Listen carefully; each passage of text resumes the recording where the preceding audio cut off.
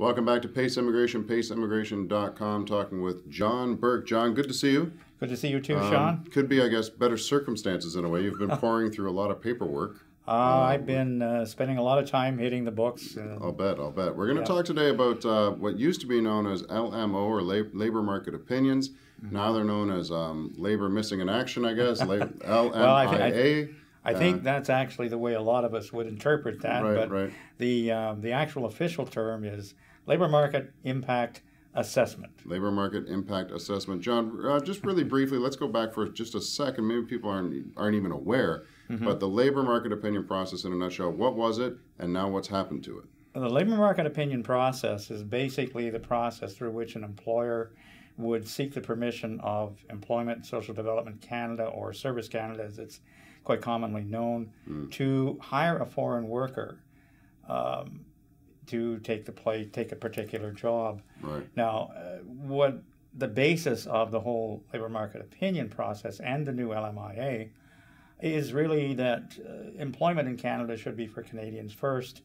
So the employer has to really demonstrate that he actually is unable to find a suitably qualified Canadian in order to do the job that he has available before they will issue what's called a positive assessment. Okay. Now, this was like a really big deal. It's been in the press for like 2.5 solid months up to this point. We're recording this in July of 2014, but it's been in the press, and the government reacted, I guess, quickly, severely? How would you characterize it? I would say that it's actually been in the press and in the forefront for now going back to 2011. Okay. And the government has reacted, I think, personally, and this is really a personal assessment here based on being in the field for a number of years, but I think a lot of it was knee-jerk. A lot of it was politically motivated because there are some very sensitive issues here. This most recent one, that the announcement that occurred on June 20th, I think the department and, of course, Minister Kenny, who's responsible for the Employment and Social Development portfolio, was somewhat put in a very difficult spot because he has to try to address not only the needs of the nation, the needs of the labor market itself, but also the needs of his constituents, some of which who have been very large users of this program, if you like. Right. So it was not a difficult decision for him to make. I think, given the circumstances, he's probably done the best that he can. There are a lot of critiques of the measures that have been put in place. I have my own criticisms too, if we wanted to go into that as well. But the fact of the matter is, I don't think there's an easy fix for anybody. Right. Now, a lot of this exploded out of it. I remember one particular story was in British Columbia. I won't say the name of the restaurant, but there was a restaurant chain that was apparently caught abusing the temporary foreign worker program, and that's how this all mushroomed over the last couple of months. This is the background, I suppose, to the most recent group of changes that have come forward. Yes, in fact, the alleged abuses of the program were such that the minister actually put a moratorium on the use of the temporary foreign worker program for the entire food services sector. Right. And that moratorium was lifted as part of these measures that were announced on the 20th of June. However, it put in place another restriction which basically doesn't make a lot of difference to a food services sector company that is operating in an area where the unemployment has exceeded 6%. Okay. If the unemployment rate exceeds 6%, then these people in the food services sector are unable to use the program, period, for a particular group of occupations, among them probably the ones that they would most normally have used in the past. And that would be like counter attendants and that sort of thing. Now, so that brings us to where we are now. Yes. So the labor market opinion gone.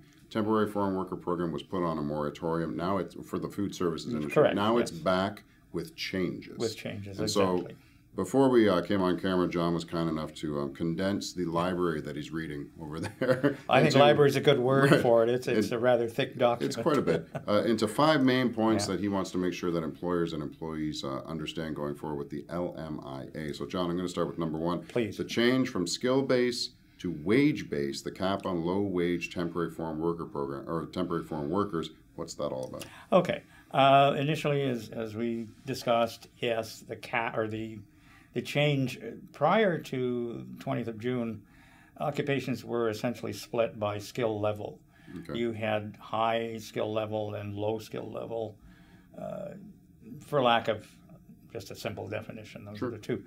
With the June 20th announcement, what happened is that they have actually taken a median wage across the country, and it's broken up by province. And the median wage, of course, divides into 2 groups. Those below the median wage are considered low-wage earners. Those above are considered high-wage earners. What's the wage? Do we know? In the province of Ontario, it's $21 per hour. Okay. So anyone earning less than $21 an hour is considered to be low-wage. Wow, I should ask for a raise, I suppose. Yeah. I think many of us have looked at it in that way, quite frankly. All right. You know, this is, I was a little bit surprised. That's about double the minimum wage, is it not? Yes. Well, the minimum wage is sitting, $11 an hour at the moment, I believe. It's close to it. Okay. It's between 10 and 11, I think, somewhere in there. And really to think of 21 as the median for Ontario, I was a little surprised, quite frankly. Okay. But that's what it is, and this is the way the split goes now. It's low-wage earners versus high-wage earners. Okay. 21 being the cutoff point between low and high. The cap is, I alluded to that in previous comments, that refers to areas where the unemployment rate is higher than 6%, and that the food services industry is barred from hiring temporary foreign workers for a particular group of occupations. There are probably about 8 to 10 different occupations, but for the food services industry, they're primarily looking at counter attendants and the like that would normally be the ones that have traditionally been hired, or that they've traditionally used temporary foreign workers for. I understand. Okay, moving on to number 2, and this one I guess applies more to employers than anything else. An increase in fees. Talk about it. The fees, that's actually the fee. The fee increase has been substantial. Prior to June 20th, the fee to submit a LMO application was $275 per applicant on the application. That is, if you were hiring 10 foreign workers, it was 10 times $275. Now that fee has been raised to $1,000 per. So 5 times, yeah. So if you are looking at 10 foreign workers, you're looking at 10 times $1,000. Wow, on the application. So it's a substantial increase. And that is, I guess, what? It implies a penalty of sorts, like, so you won't try and game the system because it's so expensive to do it, or what?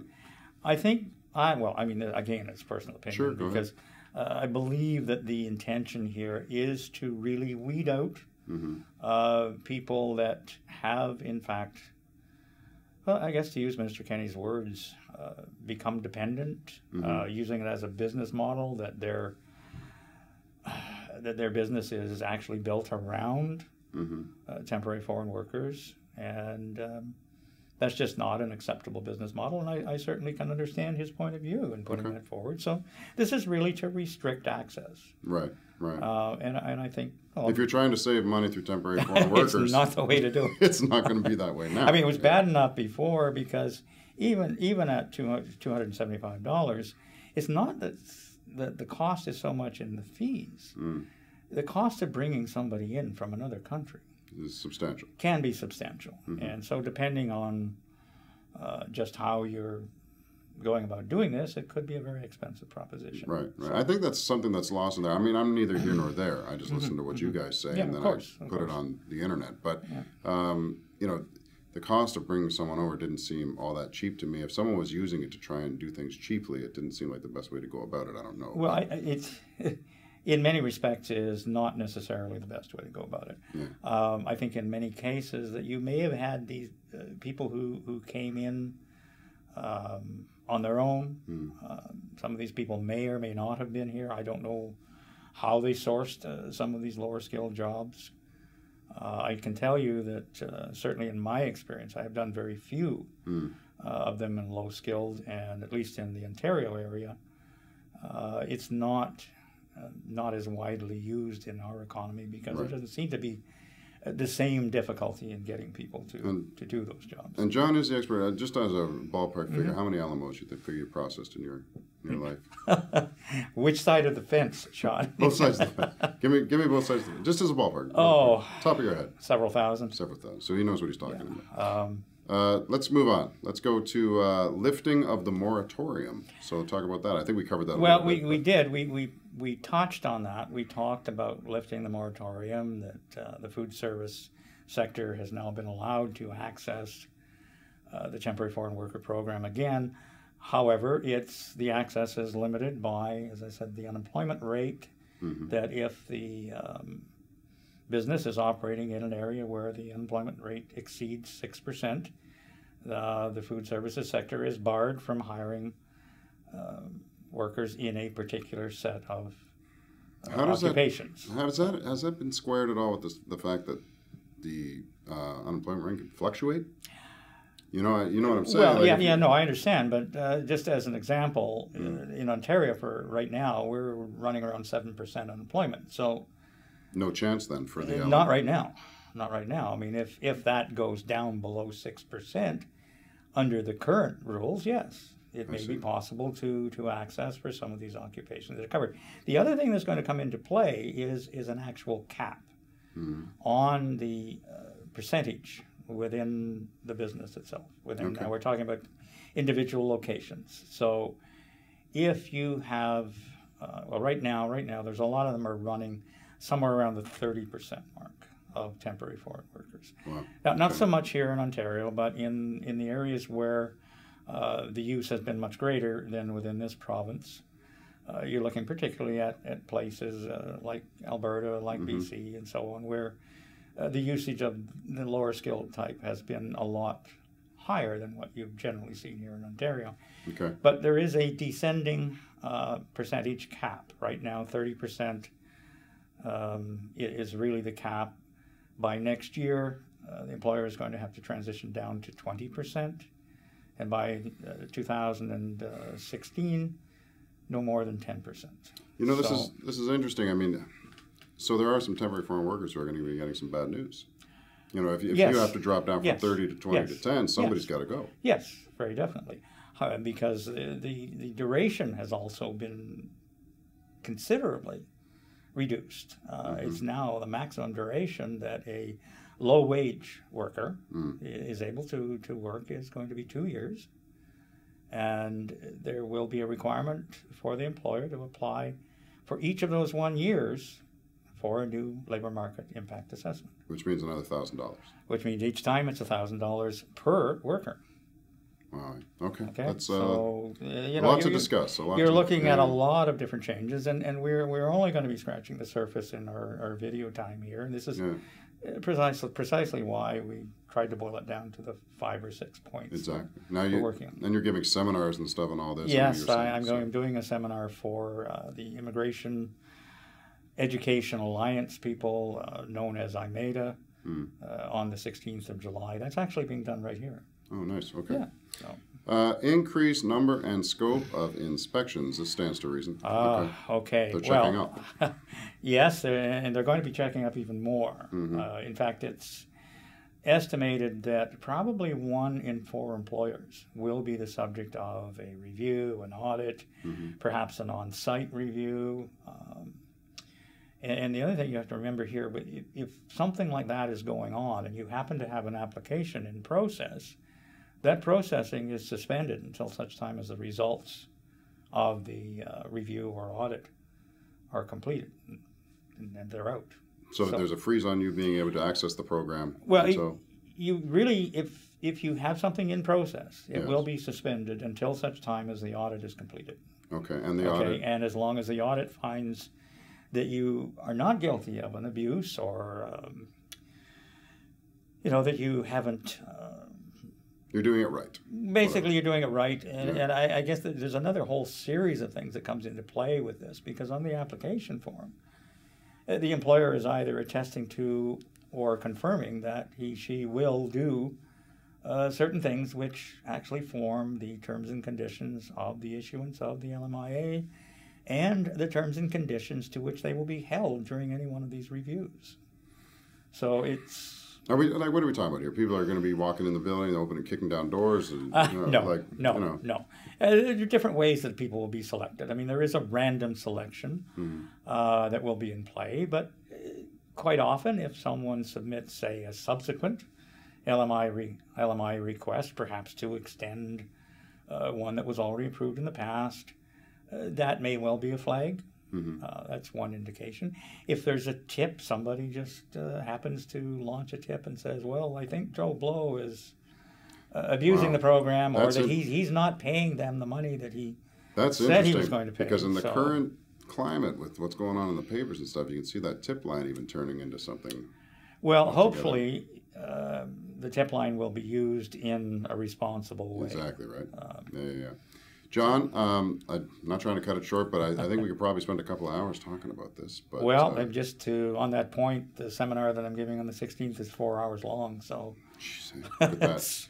Well, good luck. Thanks for stopping by. Thanks for updating me on what's going on. And we'll get this out to the viewers, and they can contact you at the number they see on the screen, also at jburke@pacelawfirm.com. Correct, Sean. Yes.